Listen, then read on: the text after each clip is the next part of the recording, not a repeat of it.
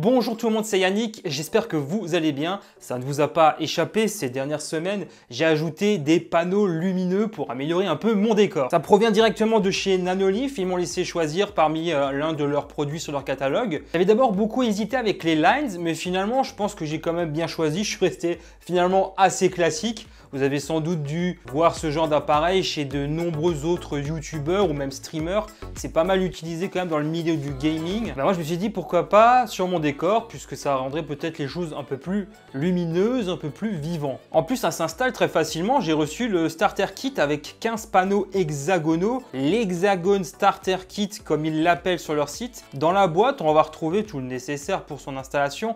Les 15 panneaux sont accompagnés par des connecteurs et de l'adhésif. Sur mon mur, ça n'a pas posé de problème, ça tient très bien. Niveau adhérence, ça le fait, mais visiblement avec certaines surfaces, ça peut poser problème, notamment si vous l'utilisez avec du papier peint. Sachez qu'il est aussi possible de les visser. Pensez bien à prendre quelques dispositions avant de l'installer en fonction de la forme que vous voulez obtenir. Est-ce qu'il y a assez de place? Où sera le module de contrôle à placer sur l'un des panneaux? C'est lui qui permet à la fois de se connecter, alimenter le tout, et on peut aussi allumer, augmenter ou baisser la luminosité et changer de mode via quelques touches présentes. Il faut bien choisir où le placer celui-là en fonction de l'emplacement de vos prises électriques. Chaque panneau doit être lié à un autre grâce à l'un de ces connecteurs. Ça permet de tous les alimenter. Normalement, Nanolith propose une aide en réalité augmentée. Par contre, de mon côté, je ne parviens pas à trouver l'option. De ce que j'ai vu, c'est dans l'assistant de mise en forme, il y a une icône avec un œil. Mais moi, je ne l'ai pas. Si vous avez des Nanolith aussi,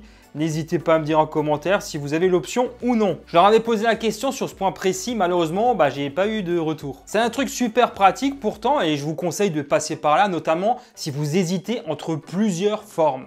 La toute première fois lorsque l'on utilise l'application Nanolith, il sera nécessaire d'appairer le kit que vous venez d'acheter avec l'application pour en tirer pleinement parti. Il suffit soit de scanner un QR code ou alors via NFC en approchant le smartphone du module de contrôle. C'est hyper simple de ce point de vue, l'application en soi se montre archi complète. Toutefois, je regrette une chose parce que si l'application est ergonomique, je trouve qu'elle manque un peu de pêche, il y a quelques bugs. J'ai parfois eu des déconnexions comme ça pendant que j'utilisais. Du mal aussi à intégrer certaines scènes, j'ai dû m'y reprendre à plusieurs fois. On peut y faire vraiment beaucoup de choses avec tout d'abord ce que l'on appelle un tableau de bord. Il y a une liste des appareils de la marque dont on dispose.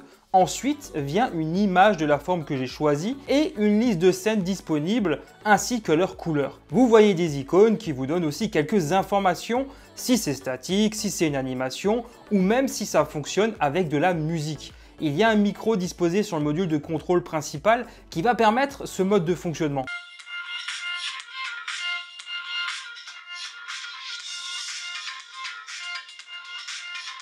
Nanolith vous permet aussi toutes sortes de fantaisies à travers les scènes magiques. C'est comme ça qu'ils l'appellent. On tape ce que l'on désire comme ambiance et vous pouvez ensuite voir le résultat sur les panneaux. On peut bien sûr avoir des favoris et même une playlist. Il y a des gestes tactiles parce que oui, on peut interagir avec les panneaux en les touchant. Mais je dois dire que c'est assez capricieux, ça ne reconnaît pas immédiatement les gestes.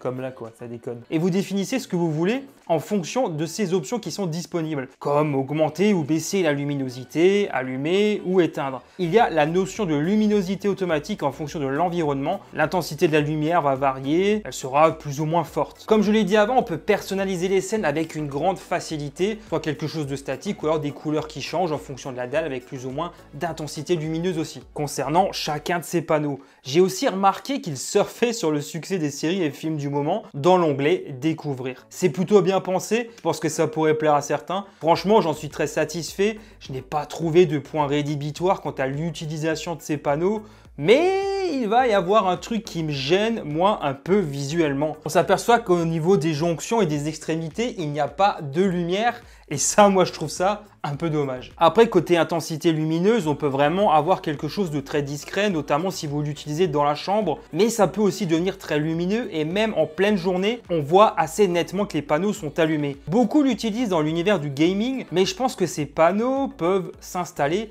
n'importe où. On sent qu'il y a un certain niveau de qualité. Il y a une grande compatibilité avec les assistants vocaux Alexa, Google Assistant, Siri, IFTTT est aussi pris en charge. Pas de chance me concernant, à l'emplacement où je suis, je n'ai pas d'enceinte ni d'écran connecté sous la main. Et c'est là que je vais sans doute vous annoncer une mauvaise nouvelle, c'est le prix. Oui, parce que c'est assez cher. C'est disponible aux alentours de 300 €. Je parle du kit que l'on m'a envoyé avec les 15 panneaux, c'est clairement cher, on va pas tourner autour du pot. Et c'est ce qui va sans doute freiner un certain nombre de personnes. On est en période de Black Friday. Je vous laisse voir les liens en description, il y aura sans aucun doute des offres. Mais je n'en connais pas les détails au moment où je tourne cette vidéo. Surtout qu'il propose une gamme de produits connectés de plus en plus vaste. C'est ma première expérience avec des Nanolith et je dois reconnaître, oui, je suis assez content. Malgré les couacs au niveau de l'application, j'espère qu'ils vont corriger ça. Je ne compte pas les enlever, je pense que ça donne vraiment plus de vie à mon décor. Finalement, et je le disais avant, le seul frein à l'adoption de ce produit, ça sera son prix. Clairement, ça pique, mais comme vous avez pu le voir, c'est très complet. Je ne me doutais pas que l'on pouvait avoir autant de fonctionnalités juste avec quelques panneaux lumineux. Et en même temps, ça reste simple. Comme d'habitude, on se retrouve dans les commentaires. Dites-moi si vous utilisez des produits Nanolith et faites-moi part de vos observations. Toujours super important pour l'évolution de la chaîne. Si cette vidéo vous a plu, n'hésitez pas à la partager à vos proches. N'oubliez pas le petit like qui fait toujours plaisir et à vous abonner en activant la petite cloche. Un grand merci pour votre soutien. Moi, je vous dis à très bientôt. Allez, ciao tout le monde.